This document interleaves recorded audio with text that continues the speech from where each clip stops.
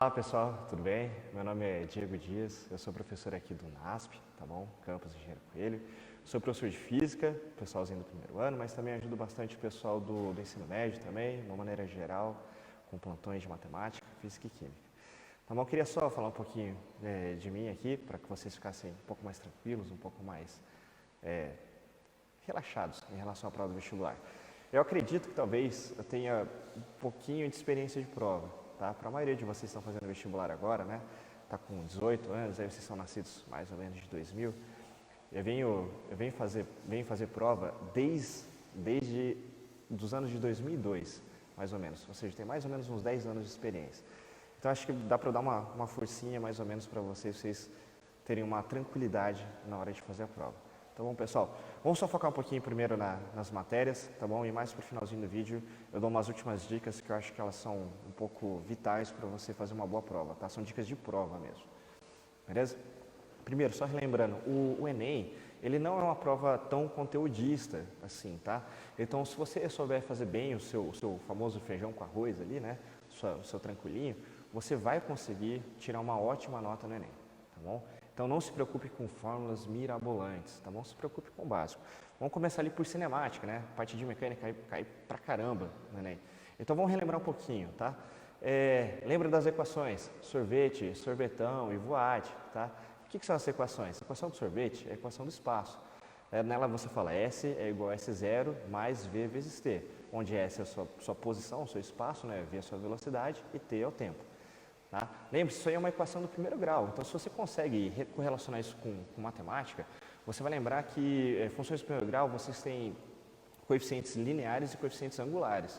O coeficiente linear, que é o coeficiente independente, ele é sempre aquele cara que vai lá na hora que você está com o seu eixo, é aquele cara que ele toca no seu eixo, né? Aquela alturinha do eixo Y.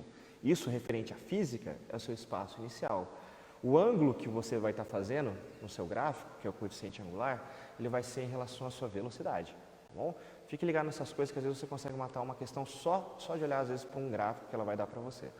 Tudo bem? Na equação da velocidade, já quando você entra lá, né, no movimento que tem aceleração, você precisa lembrar o seguinte, primeiro, que uma equação da velocidade, qual que é a equação dela? É o sorvetão. S é igual a S0 mais V0t mais AT quadrado sobre 2.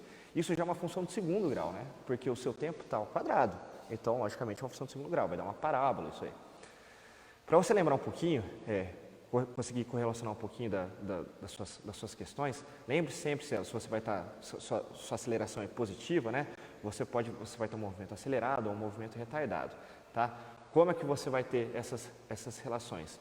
Dando uma olhadinha ali na sua velocidade e a função da velocidade com a sua aceleração, tá? Só fazer esses joguinhos você consegue lembrar. A equação da velocidade, que você tem lá já com aceleração, V igual a V0 mais AT, ela é uma equação do primeiro grau também, tá? Ela é uma equação de velocidades, não se esquece de usar ela. E basicamente com isso você consegue resolver quase tudo que você tem ali de cinemática, né? Mas o que eles costumam pedir? Eles costumam às vezes pedir também encontros, né? Você tem um carro ultrapassando o outro, fala assim, professor, o que eu faço quando um carro está ultrapassando o outro? Esses encontros, eles são tranquilos para você fazer, é só uma questão de você conseguir equacionar o que o problema está pedindo. Então primeiro, monte as equações, tá bom? E depois resolva elas. O que significaria resolver elas? É equacionar o que ele está pedindo. Ele não pediu para você, por exemplo, um momento de ultrapassagem? No momento de ultrapassagem, as duas posições se encontram. Então, o S do primeiro carro é igual ao S do segundo carro. Se você tem as duas equações, você junta elas e você acha o tempo de encontro, tá bom? Se eu achei o tempo de encontro, o que eu faço com ele agora? Joga em qualquer uma das suas equações que ele vai te dar o espaço de encontro. Os espaços não são iguais, então tanto faz se você jogar no primeiro ou no segundo, vai dar certo, sem nenhum problema, tá bom? E aí você fala assim, professor, você não vai falar de Torricelli? Você não precisa decorar Torricelli, tem um jeito muito mais fácil de você lembrar de Torricelli, tá? Torricelli é aquela equação que não precisa do tempo, né? Você só brinca com velocidades, espaço e aceleração. Lembra primeiro de trabalho e energia. Você lembra qual que é a fórmula de trabalho? Professor, não lembro a fórmula. Trabalho é o seguinte, é força vezes deslocamento. É qualquer deslocamento? Não, não pode ser qualquer deslocamento. É o deslocamento que está na mesma direção da sua força, tá? Não tem problema o sentido estar em sentido oposto ou o mesmo sentido. Sentido oposto, você vai ter um trabalho negativo, o mesmo sentido você vai ter um trabalho positivo, tá bom? Mas lembre que é sempre força vezes deslocamento. E eu gosto sempre de lembrar qual que é o trabalho da força-peso, que fica facinho de você lembrar também qual que é a energia, né, que é relativa a isso, que é a energia potencial gravitacional, tá? O trabalho da força-peso não vai ser a força-peso vezes o deslocamento? Poxa, se a força-peso está na vertical, um deslocamento na vertical vai ser também o quê? Vai ser uma altura, certo? Então, quando você multiplica o peso vezes a altura, você fica com massa vezes a gravidade, que é o peso, e depois a altura, certo? Você fica com mgh. Tranquilinho, bem fácil de lembrar. Ah, professor, e energia cinética? Como é que eu lembro de energia cinética? Energia cinética é mv² sobre 2. Cuidado para não confundir com força centrífuga. Força centrífuga é mv² sobre r, tá? O raio da curva. Ah, não se esquece disso. Tá, professor, mas estava falando de Torricelli aí, como é que eu vou conseguir lembrar de Torricelli de cabeça? Lembra o seguinte, olha, isso é bem típico de questão de Enem, mas você calcular, por exemplo, quanto de uma determinada energia está sendo usada numa hidrelétrica, por exemplo. Você tem uma cachoeira, uma queda d'água, e lá dessa queda d'água você tem uma altura. Ela deveria ter uma velocidade lá embaixo. Se ela não tem essa velocidade, significa que uma parte dessa energia, ela acabou transmitindo para a hidrelétrica, né? Que é o ideal que assim que aconteça. E como é que você faz isso? Isso é muito simples. Você faz, ó, mgh, e provavelmente o seu rio também vai ter alguma velocidadezinha inicial, né? Então, por aqui, ó, mgh mais mv² sobre 2 é igual a mv² sobre 2 final, certo? Se você cortar todas as massas e multiplicar por 2 a equação inteira, você vai cair direto na equação de Torricelli, que ela fala o seguinte, ó, v² é igual a v0² mais 2a ΔS. Lembra que aí a aceleração, nesse caso que eu estava falando aí, é a aceleração da gravidade. Então fica facinho para você decorar isso, tá? Lembra? Ah, não consigo lembrar da Torricelli. Faça uma conservação da energia mecânica, pensando que uma parte da sua energia potencial vai virar completamente energia cinética. E aí você consegue desenvolver o exercício. Tudo bem? O que mais, pessoal? Lembrar também um pouquinho de quantidade de movimento, tá bom? Quantidade de movimento, a fórmula básica de quantidade de movimento é a massa vezes a velocidade, tá? Não esquece disso. Quantidade de movimento também tem direção e sentido. Então, elas sempre vão seguir, a direção da quantidade de movimento vai seguir a direção da velocidade. E lembrar que o quê? Que impulso é a variação da quantidade de movimento, certo? Poxa, professor, mas eu lembro que impulso tinha uma outra fórmula. Tem. Você pode falar que impulso também é a ação de uma força vezes um determinado tempo, também. E aí você consegue descobrir também qual que é a força, qual que é o ΔT, sabendo o impulso. Lembrando que impulso é a variação de quantidade de movimento. Outra coisa, muitos exercícios de quantidade de movimento, o enunciado ele não te dá qual que é as velocidades finais, certo? Quando ele não está te dando as velocidades finais, ele está querendo que você implique um conhecimento nele. Qual? Que a quantidade de movimento do sistema inteiro, a que você tinha em cada um dos blocos no início, se você somar todas elas, vai ter que ser igual a soma todas elas no final. Quando você fizer esse equacionamento, você consegue destruir qualquer questão de quantidade de movimento. Beleza? Entrando um pouquinho em ondulatória, pessoal, que ondulatória cai pra caramba também. Lembrar o seguinte, primeiro, qual que é a equação principal de ondulatória? Ondulatória você tem que V é igual a lambda vezes S, mas o que são essas coisas, professor? V é a velocidade da onda, lambda é o seu comprimento de onda e F é a sua frequência, né? Ou seja, tá, mas o que é frequência, professor? Frequência é o inverso do período. Ou seja, se sua onda demorou 2 segundos para correr de um determinado lugar para outro, a frequência dela é o inverso disso, né? Então, ou seja, é 1 sobre 2, é 0,5, tudo bem? O que mais, pessoal? O Enem, nessa parte de ondulatória, às vezes ele dá uma puxadinha assim. Então, só lembrar um pouquinho de tubos abertos e tubos fechados. Quando você tem um determinado tubo aberto, né, em cada extremidade dele aberta, você sempre vai ter uma crista e vale ao mesmo tempo nesses locais abertos. Já quando você tem um local fechado, você sempre vai ter um nó, tá bom? Lembra sempre disso, tá bom? Lembra que essa mesma metodologia que você tem para pensar em tubos abertos, você também pode usar em cordas, tá bom? Lembra disso, uma corda está indo até a parede, certo? Depois como é que ela vai voltar? Lembra desse mesmo equacionamento. Se lá ela fizer um nó, depende, então ela vai voltar para cima, para baixo? Lembra disso, tá bom? Vai ser um pouquinho mais fácil você lembrar de tubos. O que mais? Lembrar um pouquinho também de elerodinâmica, tá? Em elerodinâmica, você precisa lembrar o básico. Lembra que eu estou falando? O básico. Lembra de leis de Kirchhoff. Quais são as leis de Kirchhoff? Leis de Kirchhoff são as leis das malhas. Ou seja, quando você percorre alguma determinada malha, sempre quando você sai de um nó e volta para o determinado nó, tudo isso sempre tem que ser igual a zero. Mas o que é, professor? Eu não lembro de ter estudado leis de Kirchhoff. É simples.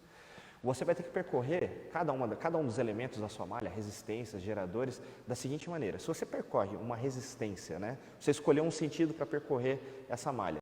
Se você corre no mesmo sentido que está a corrente, quando você passa na resistência, o seu potencial diminui, tá bom?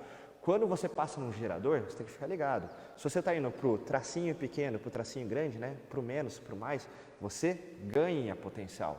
Se você está indo do tracinho grande para o tracinho pequeno, do mais para o menos, você perde potencial. Tudo bem? Faça tudo isso, volte para o zero que vai dar certo. O que mais? Lembra também que quando você tem, às vezes, um nó dentro de uma malha, do seu problema, lembra-se que toda corrente que entra tem que ser igual a uma corrente que sai. Pensa como se fosse um fluxo de um rio, certo? Você tem um rio muito grande e de repente ele bifurca. Todo o volume desse rio ele tem que ir para um lado e para o outro. A soma de todo esse volume de água tem que ser igual. Não pode corrente sumir ou corrente aparecer, tá bom? Essas dicas geralmente vão quebrar a maioria dos exercícios para vocês. Beleza, pessoal? Resistências em circuitos. Não se esquece de como é que você faz resistência equivalente. Resistência equivalente, por exemplo, se as suas resistências estão em série, você vai ter que somar diretamente as resistências. Se elas estão em paralelo, lembra que a resistência equivalente, né, 1 sobre a resistência equivalente, é igual a 1 sobre a resistência 1 mais 1 sobre a resistência 2. Faz essa continha. Ah, professor, eu não lembro de cabeça, eu lembro daquela fórmula direta. A fórmula direta era o seguinte, ó, resistência equivalente é R1 vezes R2 dividido por R1 mais R2. Beleza? E o que mais, professor, pode cair que às vezes costuma dar uma pegadinha na hora de você fazer a questão? É você lembrar um pouco de geradores que não são ideais, né? Chamados geradores reais. Esses caras, eles têm um negócio chamado corrente de corte. Puxa, professor, como é que eu lembro da corrente de corte? Para você lembrar da corrente de corte, você tem que pensar o seguinte, olha, todo o seu potencial que você tem ali daquele seu gerador, né? Sua força eletromotriz dada pelo Ezinho, ela teria que ser completamente gasta pela resistência interna. E aí você descobre que a sua corrente, quando você faz essa continha, né, pensando ela acabar totalmente ali, a sua corrente de corte é achada, certo? Na hora que você descobre a sua corrente de corte, muitas vezes o exercício pede para você o seguinte, olha, qual dos sistemas eu consigo fazer que eu tenha um melhor aproveitamento, um máximo de rendimento? Esse máximo de rendimento sempre acontece na metade da corrente de corte, tá bom? Professor, mas você tocou numa palavra aí, rendimento, eu não consigo lembrar o que é rendimento. Só rendimento é um conceito que não é da física, tá? Ele é um conceito geral da vida, tá? Lembra o seguinte, olha, pensa quantas horas você tem no dia. Poxa, eu tenho 24 horas no dia, legal. Tá, quantas horas do dia você usa para fazer alguma coisa útil para você? Ah, eu uso para estudar, eu uso para fazer um exercício. Ah, eu uso 12 horas. Então, simples, o seu rendimento é o que você usa de útil pelo seu total, 12 por 24, 50%, sem nenhum problema. Tá bom? Lembra disso, isso você consegue fazer em todas as frentes diferentes que você precisar usar. O que mais? Ótica. Pessoal, não se esqueça da equação principal da ótica que ela fala lá. 1 sobre o foco é igual a 1 sobre P mais 1 sobre P'. Quem que é P, quem que é P'? P é a distância do seu objeto real, tá? P' é a distância da sua imagem, que ela pode ser real ou imaginária, dependendo do seu espelho, tá bom? Professor, e espelhos côncavos e convexos? Eu não consigo lembrar qual que é a diferença do espelho côncavo e convexo. Lembra sempre o seguinte, ó, você vai ter que gravar um deles, então tenta gravar o do côncavo. O do côncavo não tem a letrinha C, certo? Para vocês, o C. O C é de onde os raios estão vindo, certo? Então essa parte aqui é onde não reflete e aqui reflete. Lembre-se, côncavo, tá bom? É esse espelhinho onde reflete aqui por dentro, tá bom? Convexo é aquele cara lá que só vai fazer imagens imaginárias, tá bom? O que mais? Um pouquinho de termo. Termo, poxa, talvez o Enem possa pedir um pouquinho de dilatação? Pode, não acredito tanto que ele vai fazer isso, mas se for, lembre-se da forma principal de dilatação, né? Delta L é igual a L0 alfa delta teta. O que é o alfa, professor? Alfa é o coeficiente de dilatação. Se ele for linear, vai ser alfa. Se for superficial, vai ser o beta. Quem que é o beta? Beta é 2 alfas, tá bom? E se ele for volumétrico? Volumétrico, você vai ter V é igual a volume, né? V é igual a V0, gama delta teta, onde o gama são 3 alfas. Só lembrando ali do superficial que eu não falei, S, né? A variação, né? O delta S de superfície é igual ao seu S inicial, superfície inicial, vezes o beta, vezes o delta teta, onde o delta teta é a variação de temperatura. Beleza? E o que eu acho realmente pode cair de termo? O que eu acho que realmente pode cair de termo é o famoso Q mole e o Q macete. O que são esses caras? O Q mole é aquele quando você tem uma transformação de fase. Você tem o gelo, por exemplo, saindo de gelo e virando líquido. Então você tem o Q mole. Q é igual a M vezes L, certo? Onde a M é a massa do seu objeto e L é o calor latente dele. Professor, mas não varia a temperatura? Não, não varia. Lembra sempre disso, quando a água está saindo do gelo para ficar líquida, ela sempre continua a 0 graus Celsius. Se ela está no estado líquido e indo para o vapor, ela sempre fica a 100 graus Celsius se você tiver uma ATM. Tá? E ela tem que estar pura também, né? Não esquece disso, lembrando só um pouquinho de química lá, né? Ela tem que estar pura para poder isso acontecer. E o que-macete, professor? O que-macete é o que você tem nesses dois termos, né? Antes de você transformar de fase. Imagina, você tem uma água líquida, você está aquecendo ela de 20 graus para 60 graus. Então, você vai ter a massa dela, o C e o ΔT. O C é do material, ele geralmente vai te dar lá. Agora, muita atenção em alguns Cs, tá? Se ele está te dando C em caloria, não esquece de muitas vezes você tem que converter isso para joules. Lembra que uma caloria vale 4,2 joules, aproximadamente. Certo? E a gente vai falar um pouquinho mais de aproximações agora. Olha, de física, eu acredito que se você, lógico, falei bastante coisa aqui para vocês, mas é só para dar uma relembrada, uma pincelada. Se algum desses assuntos você não conseguiu relembrar, dá só uma pesquisadinha de novo, só para dar uma repincelada nesses caras para você ter um pouquinho mais de memória na hora da prova. Tá bom? Mas, ó, mais que isso eu acho muito difícil cair, porque senão ela ficaria com um conteúdo muito pesado, muito difícil, muito profundo para uma prova do Enem. Em relação à prova do Enem, pessoal, primeira coisa que eu gosto sempre de falar para meus alunos, olha, a grande maioria da prova do Enem, a grande maioria das questões da prova do Enem, ela começa a pedir um cálculo muito pesado para você, fica de olho aberto, dá uma olhada nas alternativas ali. Se as alternativas estiverem muito distantes umas das outras, é um tipo de exercício que pegadinha, que ele vai pegar aquele cara que gosta de fazer conta, gosta de calcular, ele vai ter que calcular tudo. Não calcula tudo. Como assim, professor, não calcula tudo? Faça arredondamentos. Nossa, professor, mas aqui ele está pedindo uma conta aqui, 235 vezes 12. Acredite, arredonda para 250 vezes 10 e vê lá se tem uma alternativa próxima.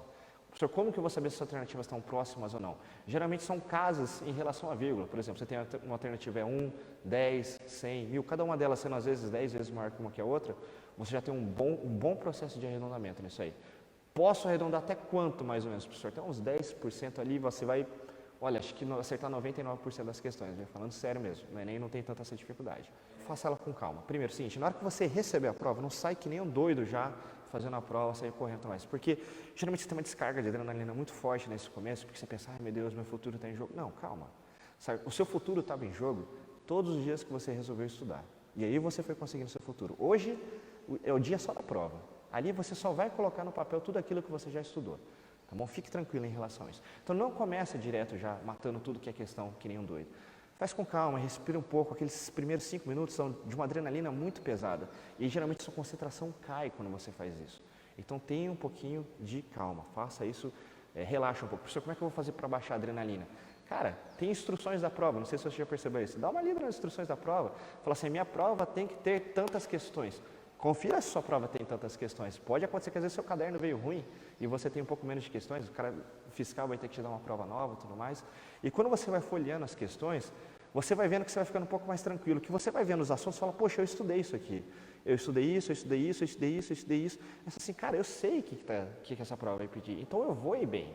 Fica tranquilo, faça isso, leia a prova, relaxe, dá aquela boa respirada antes de começar. E começa de qualquer exercício, professor? Não. Você não pode começar de qualquer exercício. Você tem que começar com exercícios que você sabe fazer, tá bom? Vai sempre fazendo os exercícios que você sabe fazer, que eles geralmente vão ser os mais fáceis para você. A partir do momento que você conseguiu fazer os exercícios mais fáceis, você criou confiança na prova. E aí você pode ir para os médios e depois, quem sabe, ali para os difíceis. Professor, mas fazendo desse jeito assim, eu acho que não vai dar tempo de fazer a prova inteira. Fique tranquilo. Se você fizer as questões fáceis e médias, você vai estar garantindo aí, pelo menos, de 700 até 800 pontos. Poxa, é ponto, por exemplo, se eu não me engano, para você entrar numa medicina lá de São Carlos, tá bom? Então fique tranquilo, faça a prova, se preocupe em fazer os fáceis e os médios. Deu 2 horas de prova, dá uma descansada, vai dar uma passadinha no banheiro ali, pelo menos uns 5 minutinhos para você espairar, tá bom? Espairou, você voltou ali depois do banheiro, beber uma aguinha, eu recomendo, eu gosto disso, tá? Outras pessoas podem falar diferente, mas eu gosto de, as questões que você já fez, passa elas com calma para o seu gabarito, porque na minha cabeça não é admissível você, um bom aluno, perder uma questão porque você passou ela errado para o vestibular, passou errado ela ali para o gabarito. Então faça ela com calma, beleza? Pessoal, por último, e essa eu brigo muito com os meus alunos, tá bom? Seja o último a entregar a prova. Você não tem outros compromissos nesse dia, além de fazer a sua prova. Ah, mas eu tenho que pegar o ônibus. Vai a pé, dorme na rodoviária se precisar. Faça a prova até o último segundo. Professor, mas se eu for até o último segundo, eu vou ser um dos caras que vai ter que assinar a prova. Faça questão de assinar a prova, tá bom? Porque às vezes você fica 5 minutinhos a mais ali lendo e relendo uma questão, te dá uma luz que você consegue resolver aquela questão. Resolveu aquela questão, acabou. Você às vezes pode estar 50 candidatos na frente e uma brincadeira dessa você acabar entrando no vestibular às vezes por causa de uma questão, tá bom? Então, do mais, relaxem, fiquem tranquilos. O que era para ser feito, já foi feito. Esse é o momento de vocês colherem os resultados de vocês. Fiquem tranquilos. Desejo uma ótima prova para vocês. Detonem lá, arrasem e depois a gente vai vibrar junto e colher esses resultados. Tá ok? Grande abraço, até mais.